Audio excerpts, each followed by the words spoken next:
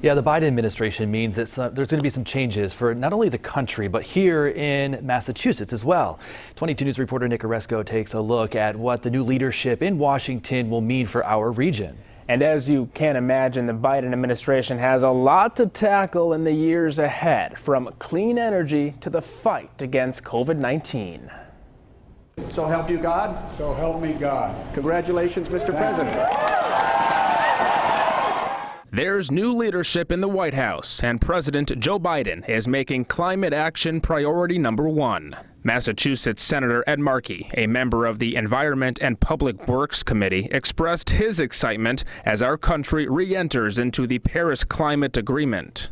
It commits the U.S. in leading the way in creating a net zero global economy by 2050. We have to deploy clean energy in massive amounts over the next decade in order to deal with this catastrophic threat to our country.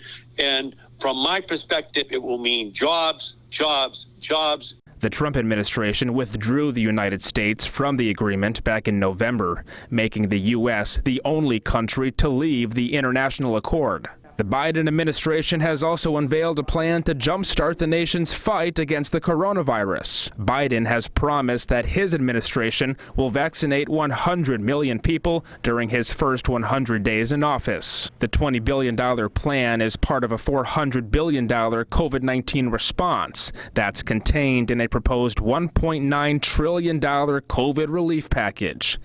If approved by Congress, it would provide vaccines to all Americans with zero cost sharing. The issue of getting 100 million doses in the first 100 days is absolutely a doable thing. President Joe Biden also naming John Kerry, the longtime Massachusetts senator and former Secretary of State, his envoy on climate on the National Security Council.